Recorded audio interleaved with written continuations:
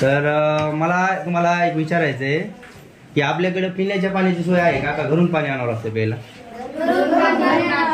घरून पाणी आणावं लागतंय का? आणि इथे शौचालय आहे का? बाथरूमची सोय आहे का? संडास बाथरूमची नाही का? मोठ्याने सांगा. नाही. आणि तुम्हाला या ठिकाणी जिल्हा परिषद केंद्रीय प्राथमिक शाळा रायमो, तालुका शिरूर, कासार, जिल्हा बीड या ठिकाणी शौचालयाची सोय नाही. विद्यार्थ्याला बसायसाठी इमारतीचं काम चालू आहे, पण ते अर्धवट झालं, 2 महिन्यापासून बंद आहे. आणि अशा अनेक समस्या घेऊन पालक आज या ठिकाणी या शाळेमध्ये पाहणी करण्यासाठी आलेले आहेत. तर या ठिकाणी मी गोकुळ जाधव सरांना विनंती करतो की त्यांनी शौचालय दाखवावं. उघडावर ते बघू शकता तुम्ही. इथं पाण्याची सोय नाही बघा. बघू शकतात किती घाण ते बघा. इथं बघू शकतात.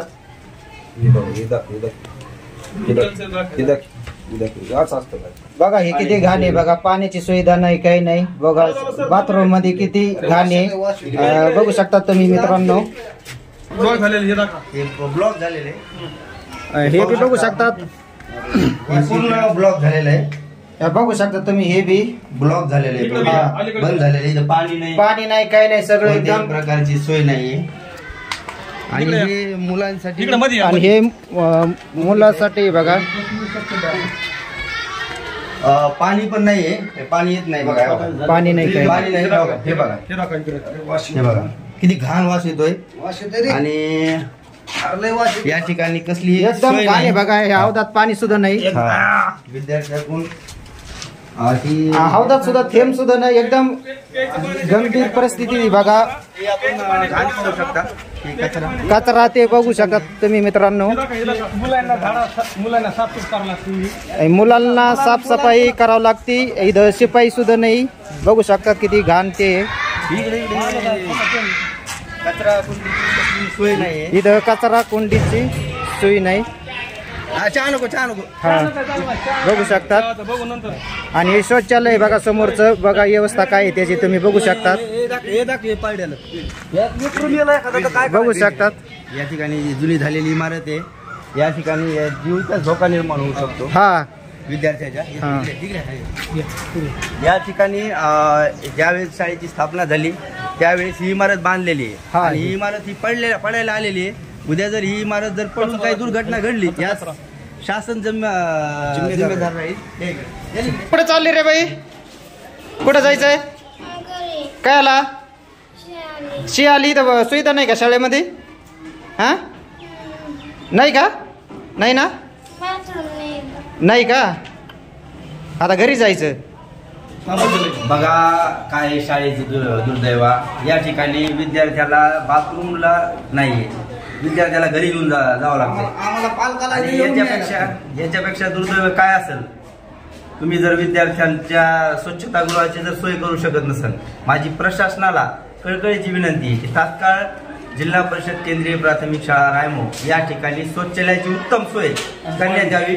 तांड्याहून वस्तीहून या गावच्या ठिकाणी विद्यार्थी शिकायला येतात. इथं गोरगरिबाचे विद्यार्थी आहेत, इथं दलितांचे विद्यार्थी आहेत. आणि महात्मा गांधी यांनी सांगितलंय की तुम्ही खेड्याकडे चला. आणि खेड्याच्या शाळा जर असं शौचालयाची जर सोय नसेल तर तुम्ही काय विकास करणार आहेत? आणि काय तुमचे ते 2G काय 3G काय विषय 4G पर्यंत गेलं जग आता. त्यामुळं या ठिकाणी 5G पर्यंत जग गेलेलं आहे. तुम्ही लवकरात लवकर माजी जिल्हाधिकारी कार्यालय बीड यांना, जॉन्सन साहेबाला व आपले शिरूरचे गट शिक्षण विभाग अधिकारी साहेब जे कोणी असतील त्यांना माझी विनंती आहे. आज इथं काय शौचालयाची सोय नाही, पाण्याची पिण्याच्या पाण्याची नाही, शौचालयाच्या पाण्याची पण सोय नाहीये. त्यामुळे एक मिनिट सर, हा विद्यार्थी काल आली म्हणून घरी न्यावा लागला. याला इथं शौचालयाची सोय नव्हती, त्याच्यामुळे हा वर्गातून उचलून घरी न्यावा लागला. हा विद्यार्थी त्याच्या मम्मीला बोलून घेतला आणि घरी घेऊन गेलो. शौचालय नाही आणि पाणी प्यायला नाही, ह्या 2 मूलभूत गरजा पूर्ण व्हाव्या ही विनंती आहे. पाण्याची सुविधा नाही, याच्या बाटल्यात हातामध्ये. घरून आणले इथं नाही प्यायला पाणी, इथं आहे का? इथं नाही ना प्यायला पाणी, इथं पाणी आहे का रे बाळा? इथं पाणी आहे का? नाही. बघा दादा साहेब, अजित दादा साहेब, या ठिकाणी तुम्ही महाराष्ट्राचे उपमुख्यमंत्री आणि आमच्या जिल्ह्याचे पालकमंत्री आहेत. या ठिकाणी काय विद्यार्थ्याला सोय नाहीये, काही नाहीये. तुम्ही आल्यानंतर आम्हाला खूप आशा आहेत तुमच्याकडून. या जिल्ह्याचा विकास तुम्ही या जिल्ह्याची बारामती करताल असं आम्हाला वाटतंय, पण आज या ठिकाणी काय कसली सुविधा कसलीही सोय नसताना या ठिकाणी कसे विद्यार्थी शिकतात याची आम्हाला कमाल वाटते. आणि गोरगरिबाचे विद्यार्थी आहेत, गोरगरिबाचे विद्यार्थी असल्यामुळे यांना तात्काळ आपण जे काय असेल ते सुविधा उपलब्ध करून द्याव्यात. आणि जिल्हाधिकारी कार्यालय बीड जॉन्सन साहेबांना मी विनंती करतो की या ठिकाणी आपण व्हिजिट द्यावी. जिल्हा परिषद केंद्रीय प्राथमिक शाळा आहे तालुक्यात. हा आता हे लहान लहान मुलं आहे, ह्या लहान मुलांनी टॉयलेट लागली, कुठे जायचं, लवकीला कुठे जायचं, तर आम्ही पालकापर्यंत मुलं येऊ शकतात का? आम्ही शेतामध्ये असतो, मुले कुठे येणार? आम्ही शेतातून येणार कशी? आम्हाला काय करणार? मुलं आमच्या याला टॉयलेटला जायचे, शिला जायचे, शेवटी पोट लागते, कधी कधी चड्डीमध्ये बी घाण करतात. आता काय करायचं याच्याशी? सुविधा तर खूप शाळेत नाहीये. काय शासनाने काय करायचं? आम्ही काय करणार आहे? शासनाला विनंती आहे, प्रशासनाला. आम्ही शेतकरी तर आम्ही कुठपर्यंत पोहोचू शकत नाही. मग शासनाने इकडं लक्ष देण्यात यावं चांगलं. शासनाने इकडं जर शासनाने लक्ष नाही देण्यात आले, आम्ही आंदोलन काय काही पण करण्यासाठी आमच्या मुलांसाठी. आम्ही गरीब लोक आहेत, श्रीमंत लोक नाहीत. मोठमोठ्या शाळेमध्ये घालणारे आमचे ऐकत नाही. आमचे हे शाळेत मुलं येतात, आम्ही गरिबी परिस्थिती आमची, आम्ही शेतकरी माणसं, शेतकऱ्यांच्या पूर्ण विरोधात आहे. आज या मुलांनी काय करायचं? जिल्हा परिषद शाळेचे विद्यार्थी ना, तर मला तुम्हाला एक विचारायचं आहे की आपल्याकडे पिण्याच्या पाण्याची सोय आहे का घरून पाणी आणावं लागतं? प्यायला घरून पाणी आणावं लागतंय का? आणि इथे शौचालय आहे का? बाथरूमची सोय आहे का? संडास बाथरूमची नाही का? मोठ्याने सांगा. नाही. आणि तुम्हाला इथं व्यवस्थित शिक्षण वगैरे भेटतंय का? बरं बरं, ठीक आहे, चालतंय. तुम्हाला आम्ही जे शौचालयाची सोय नाही या ठिकाणी आम्ही वरच्या पातळीवरती उपाययोजना करून आम्ही तुम्हाला शौचालयाची सोय करून देण्याचा प्रयत्न करीत आहोत आणि पिण्याच्या पाण्याची सोय करण्याचा प्रयत्न करीत आहोत. आम्ही वरच्या जे कोणी काय गट शिक्षण अधिकारी असतील शिरूरचे त्यांना निवेदन देऊन आम्ही पुढील प्रक्रिया करतो. तुम्ही जे आम्हाला तुमचा अभ्यासाचा वेळ थोडासा दिला आम्हाला त्याबद्दल मी सर्वांचा ऋणी आहे आणि थांबतो.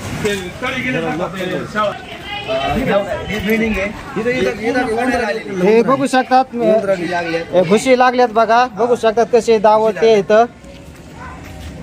एकदम गंभीर परिस्थिती बघा शाळेमध्ये. ह्या बघू शकतात इथं बी कसं भगदाड पडलेलं आहे समोर. बघू शकतात. हा बघू शकतात. आणि इथं खिडकीची बी व्यवस्था बघा. बघा वर बी बेकडा पडलेली आता शाळेला सगळ्या. इकडून बी कशी सांद पडलेली आहे. हे बघू शकतात की वर बी कसं ढेपाड निकाल झालेली तर जर एखाद्याच्या जर डोक्यात पडलं तर खाली लेकरू आउटच होण्याची शक्यता आहे बघा. बघू शकतात प्रशासनाचं लक्ष नाही या शाळेवर अजिबात. हे पत्रे बी बघा किती घाण झाली तर वर कचरा कुचरा लागलेला आहे. पत्रे सुद्धा पडायला झालेली बघा इथं. बघू शकतात. आणि इथं भेगळ बी किती पडलेली आहे. हे जर एखाद्याच्या जर डोक्यात पडलं तर एकही जागणार नाही विद्यार्थी. आतमध्ये पूर्ण वर्ग भरलेला आहे बघा मित्रांनो आतमध्ये. बघू शकतात इथं पूर्ण वर्ग भरलेला आहे. बघू शकतात. आणि या शाळेमध्ये सगळे विद्यार्थी शिकत आहेत बघा मित्रांनो. बघू शकतात तुम्ही. आणि या शाळेमध्ये गंभीर परिस्थिती झालेली आहे बघा.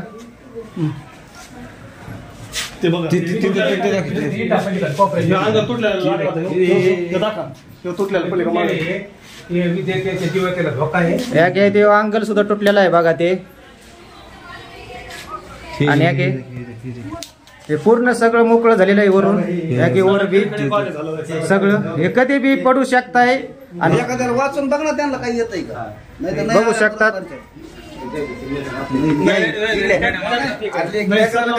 आणि हे बी बॅगळा बघा, इथं बी कशा पडलेल्या आता खालीहून, आणि इथं बी वार्ग आहे बघा.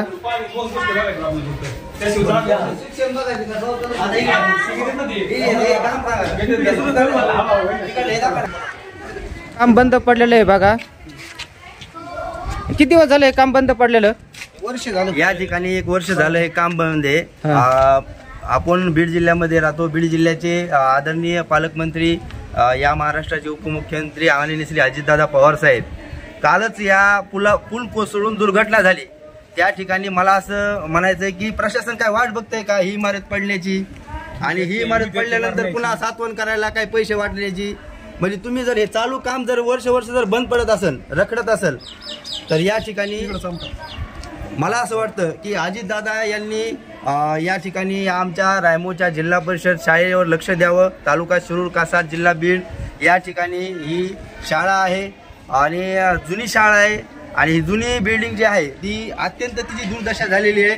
इथे संडास बाथरूमची सोय नाही, इथे पिण्याच्या पाण्याची सोय नाही आहे, आणि इथे कसल्याही प्रकारची सोय नसताना विद्यार्थी कसे शिकतायत, हे विद्यार्थी कसे घडले पाहिजेत, याकडे पालकमंत्री अजितदादा पवार साहेब यांनी लक्ष दिलं पाहिजे.